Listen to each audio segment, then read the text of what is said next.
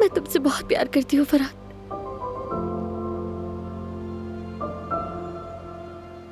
जब तुम्हें मामूली सा दर्द होता है तो दिल करता है काश किसी तरह मैं उसे ठीक कर सकूं। लेकिन अभी तुम्हारे साथ जो कुछ हुआ है वो इतना बड़ा सदमा है कि तुम्हारी सारी जिंदगी उलट पुलट हो गई। मैं जानती हूँ कि तुम्हें सोचने के लिए,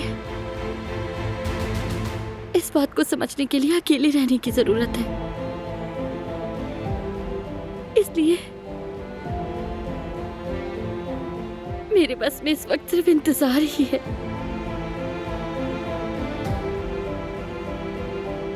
जब तुम चाहोगे